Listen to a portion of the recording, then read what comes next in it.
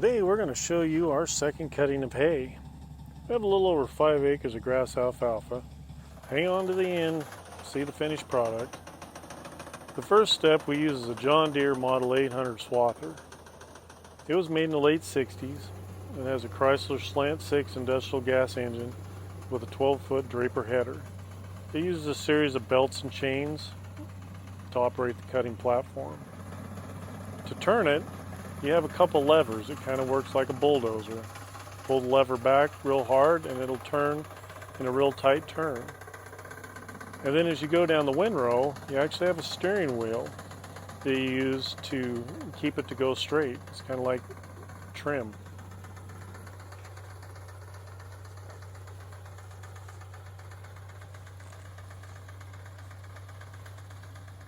And now we're moving on to raking the hay. We use a John Deere 3010 tractor. It pulls a Farmhand rake. The rake was originally a 7-wheel rake that we removed three of the wheels to better fit our needs. We also had a hydraulic lift, so at the end of the windrows we can pick the rake up and turn it around a little easier and then set it back down and start raking the windrows. It's very gentle on the hay, and the goal is to rake 2 windrows together to make one consistent size windrow for the baler.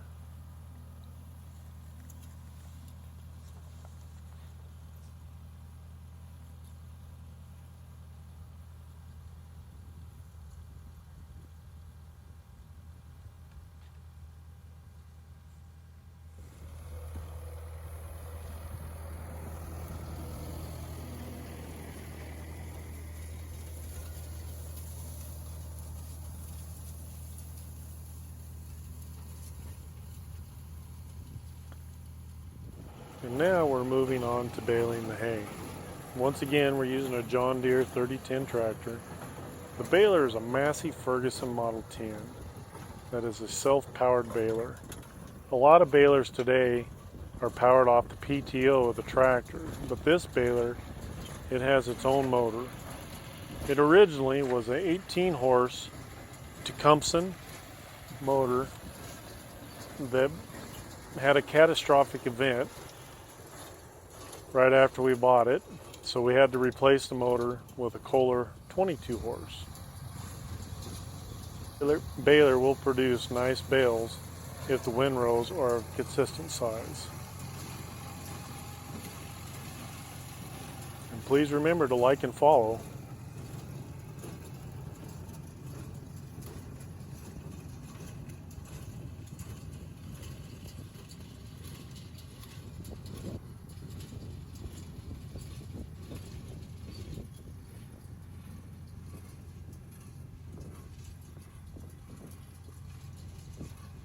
And now we're moving on to picking up the hay.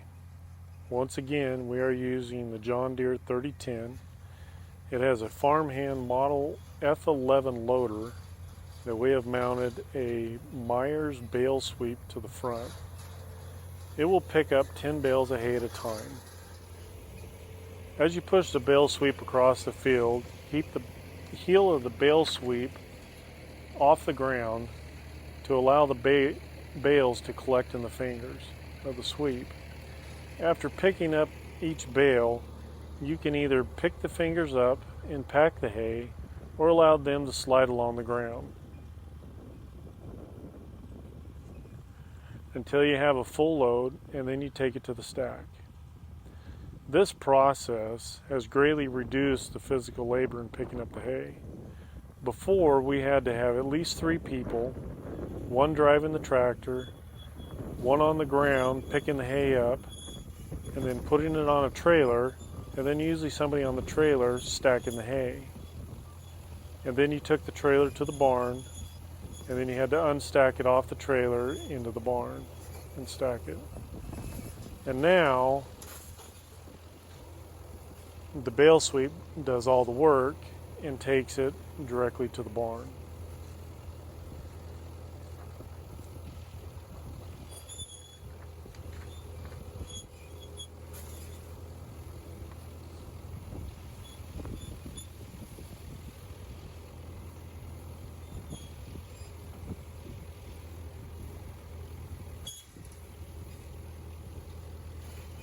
And this is a really relaxing process for me. I enjoy picking up the hay. I just kind of take my time.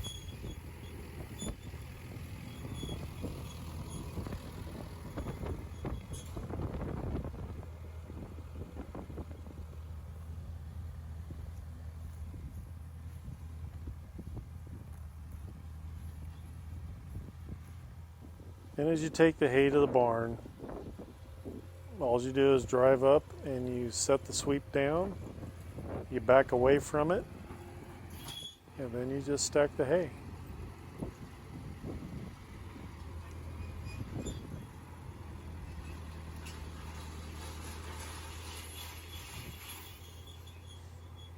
But before we put it in the stack, we like to do a random moisture test on the bales.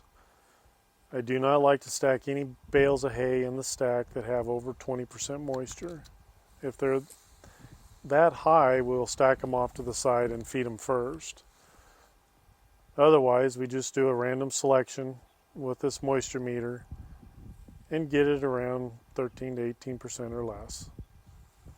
And now that the hay is all in the barn, it's time to get the water back on the fields and the pastures. This first line we've already set out, and I'm bringing over the last section. And what I'm going to do is I'm going to lay this pipe into the water, and I've removed the plug out of the end of it.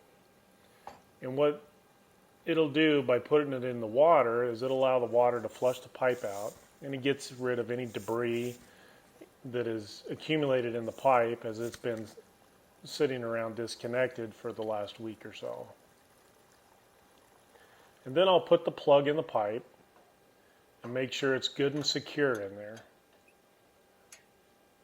And then after that is done, then I'll pick up the pipe and you re-engage it into the previous one. And you got to be kind of quick because this will build pressure really fast.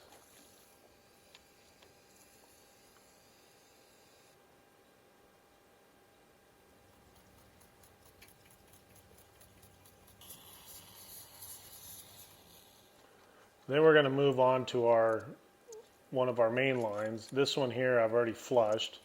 We're going to take it apart and move it to a different hydrant. And this valve, you'll just take it, you got a clamp on the bottom, you take it to the next hydrant, which is all the pressurized irrigation. You clamp it on, and then you take your pipe, you insert the pipe, and it'll be the same hook and latch. And then you just pull it up tight once you get the hook latched and turn the water on. And by turning the water on, what that does is it'll allow the pipe to fill with water as you're putting the sections together, and it helps hold the pipe in an upright position.